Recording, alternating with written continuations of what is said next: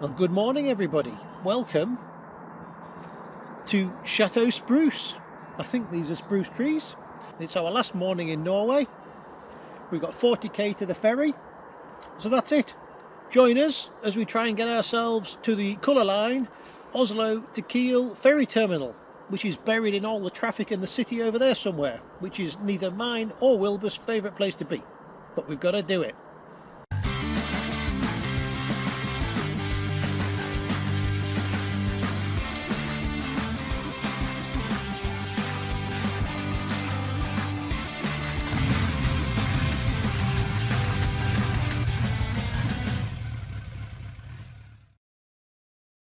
We've been woken by the sound of tinkling sheep with their bells.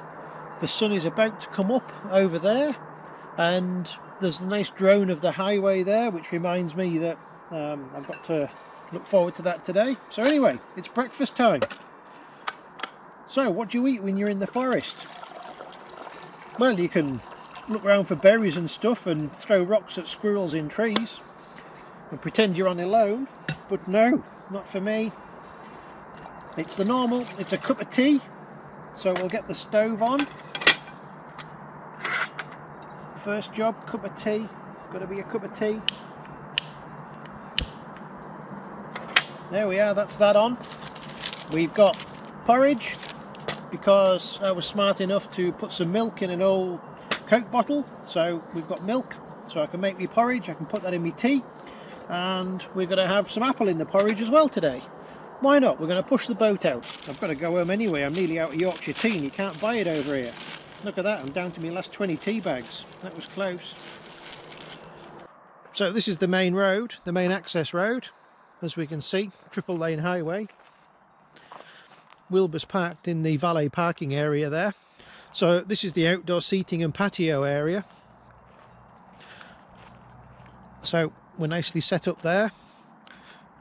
This is the forest camping zone. I think there's bears and stuff in there, but I'm not sure, and I'm not going to go and have a look. So this is it. So a 3-room apartment, of course. We have the outdoor living space. We have the lounge and drawing room area. And here we have the luxurious 3-bed sleeping pod. We're going to call it a sleeping pod, because they're more expensive if you rent them online.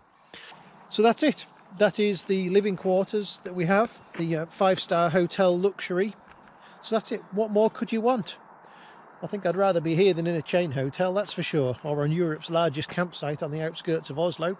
Yeah, I'm going Oslo to Kiel, and I've just realised from looking at the Colorline website there to get the address that all passenger traffic from Germany to Norway was cancelled last week. So I didn't expect that. So in effect, Germany's been put on Norway's quarantine list. So it seems that when I got in, I did it just, and I was pretty lucky in that, you know, when I was travelling, you'd have seen when I came over, it was, you know, I had no problems at any of the borders, but that is not the case now. I don't think I could do this journey again if I tried to do it now. Right, so I've put that in the sat-nav. I've got to be at the ferry terminal 2 hours before. It leaves at 2, therefore I've got to be there at midday. It's now 7:45, so I've got 4¼ hours to pack all my junk, get cleared up. I've got my rubbish bag here. Of course, you take all your rubbish with you. So I'm going to stop my breakfast, get packed, get on the road. I think I'd rather just stay here and do another lap of Norway. So with that, it's time to pack up camp and head down to the lake for a last look around before we head off. Just amazing views.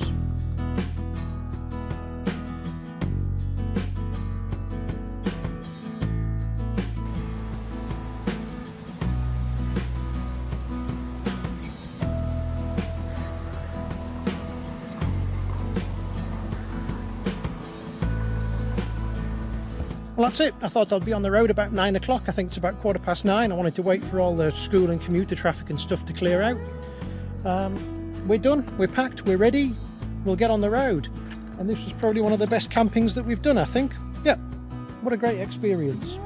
And weather was okay, it wasn't too cold. I was just right with my hat on in bed. so it must have been about 7 degrees, I think. As I say, like 4 degrees it starts to get too cold in that tent, so we're all good.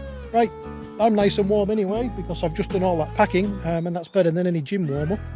So that's it, let's get going, and let's try and find the ferry terminal in Oslo.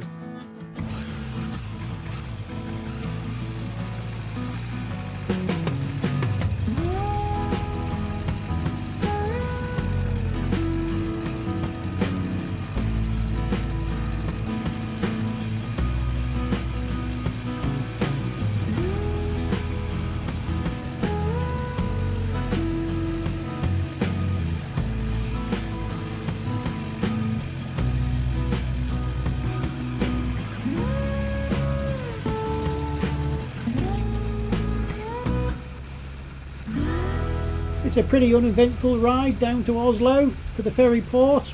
The traffic wasn't too bad, and I was the right side of Oslo, so I didn't have to go through the centre to get there. So, no, not too bad, just uninspiring, that's all.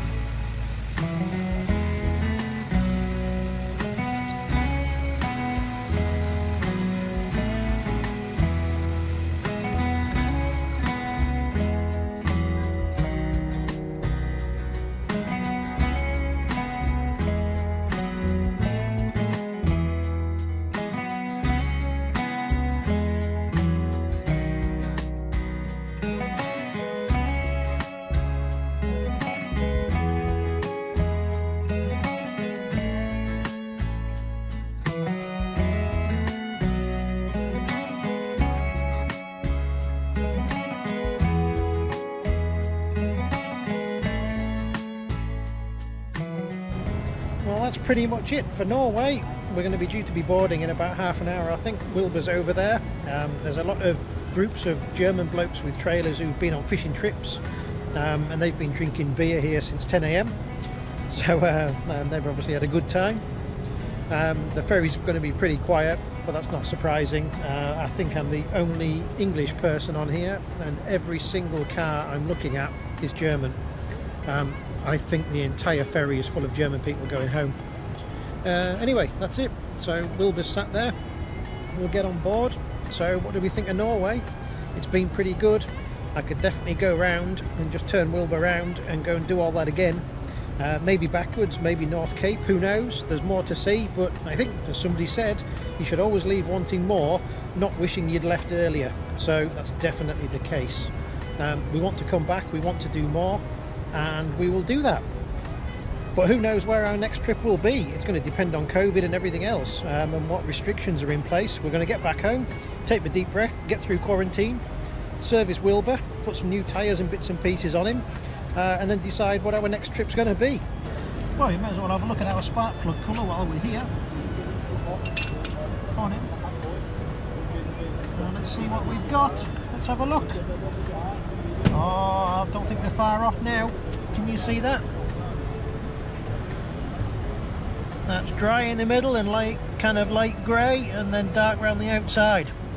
I think we've got our mixture sorted now. Yep, I'm going to leave that alone. That'll do. So after that, it's time to board, and this is going to be the biggest ship myself or Wilbur have ever been on. We don't do cruises. There's like the public and people and stuff on them. We don't want that. Anyway, we've just got to put up with this and get ourselves to Kiel.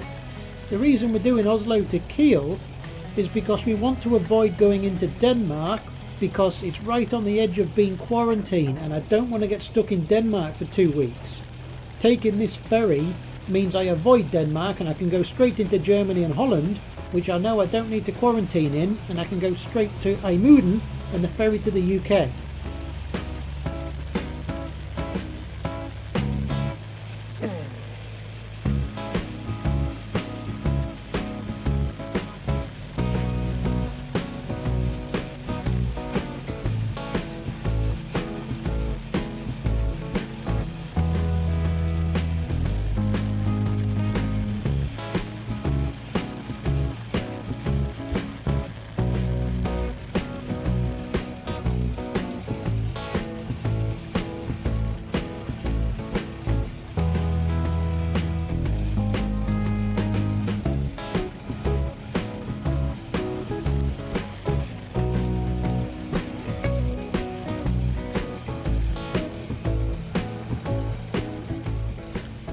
Wilbur safely on, and later on he gets penned in by all this plastic fantastic modern stuff. No, thank you.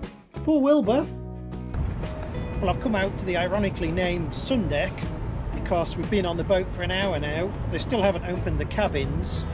Everybody's stood in the corridors waiting to go down to where the cabins are, so it's heaving. I don't understand why they've done this. Why have they let people on before the cabins were done?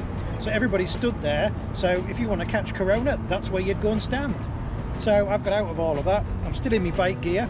A bit too warm. It's quite muggy on the boat, so I've just come outside, found a little spot where there is nobody, and we can overlook the docks here. You can see they're actually still loading. Yeah, the colour fantasy this boat is. It's yes, it's not exactly my fantasy, being penned in with a bunch of people with a bunch of retail shops. It's certainly not my fantasy, I know that. I'd rather be riding on the Rondan route or something. So it seemed the best thing to do was pull up a chair, get out an apple from a snack box and sit on the back deck, and we'll just say goodbye to Norway. That's it. That's the last view we're going to have of Norway for a while, I expect.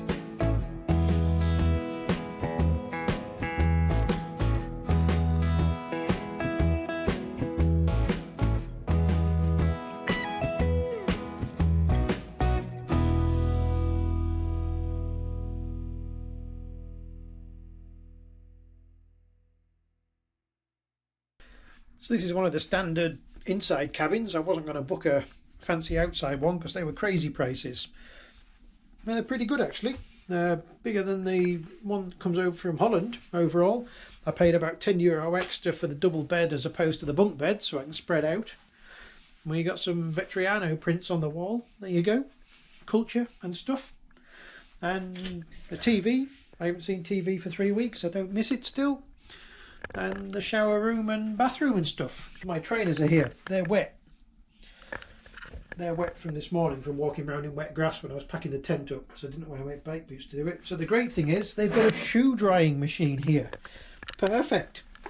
So all we're going to do is we get this thing out.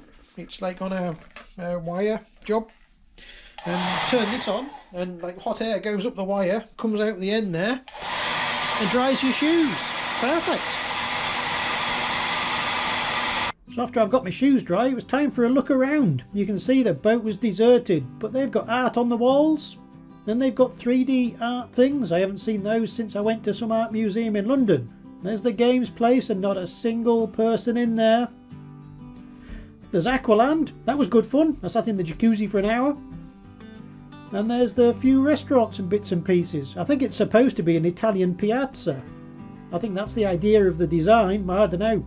There's shiny glass elevators, there's a bronze dog, and there's a 389 krona buffet. But I skipped that and went for the pizza. The buffet for tea was like 40 quid, £40 for the buffet. And I'm glad I didn't do it because in the end I went to the pizza shop and the pizza was good. Pizza and beer was 20 quid and the pizza was so big I could only eat half of it. So I've got half of that for lunch tomorrow. So yeah, that was worth doing. So yes, I would definitely avoid the shit buffet. 40 quid for a buffet, that's a total rip-off. There's the casino if you want to lose all your money, and there's also the Donkey Pub, but everybody was in the pub it seemed, so I stayed well clear of that. But there was the Fantasy Show Lounge, and that sounded good. Come Alive was the show. You've got to book tables for the show because of social distancing and stuff. You're not allowed to stand at the bar or find your own place. So I've booked a table in advance, all by my lonesome, because that's all you can do. So I'm going to wait on, I don't know, we've got about another 3/4 of an hour or so until that starts. So I'll go and watch the show because it's, you know, live entertainment and I do like live music and it's something that I've missed with lockdown and all the rest of that. So I headed down there and they've got cocktails. Well, I'm on holiday, rude not to. And they've got dancing girls. And they've got a man hung in some toilet roll from the ceiling. I hope somebody rescued him later on. It was a pretty good show. They put on all sorts of different tunes, everything from Twisted Sister to ABBA, and we had a ringleader at the end. Great. So I found my way to the front of the ship, which at the back you can only go up to deck 13, but on the front you can go up to deck 15, like 15 decks. Spa and fitness centre, so we'll give that a miss. I think riding Wilbur around Norway, that's enough fitness for anybody, isn't it? Better than the gym. Farm fit, that's what that gets you. So on that note, I headed up to the bar to listen to the band, but I've got to be careful because it gets caught on copyright if I put too much music on.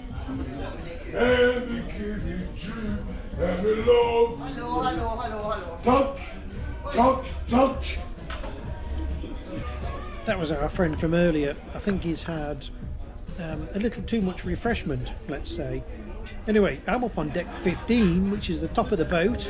I don't know, maybe the driver sits above here. And the band are pretty good. It's like a 6-piece band, and they've got it all going on. But unfortunately, the lounge is empty. There's like 7 people in the lounge, and one of those got kicked out for being drunk by security. That's it. I'm done for the night. We will see you in the morning, and in the morning we'll be in Germany, and in the afternoon, if everything goes to plan, we'll be in Holland. So join us next time when we look at various amounts of tourist tap to spend the time on the boat. We get our first glimpse of Germany. It's been about 3 weeks since we last saw German soil. Wilbur gets himself off the boat, no more claustrophobia for him, and his wheels are on German soil at last. We get stuck in terrible traffic in Kiel, and then we get stuck in even worse traffic on the outskirts of Hamburg when they shut the main autobahn that runs over the river Elbe. Then we get stuck in terrible traffic in Wichhorn, and then we get stuck in terrible traffic going to the boat. Luckily on a motorbike we can go around it though. And as soon as we get clear of traffic, it's 40 km/h limit on the autobahn roadworks. But finally we make it to Holland. We find ourselves a nice little camping spot here in the trees, and we're very, very glad to set up tent and enjoy some tea. Delicious. All that and more next time on Wilbur's Arctic Adventure. Tea in a tin.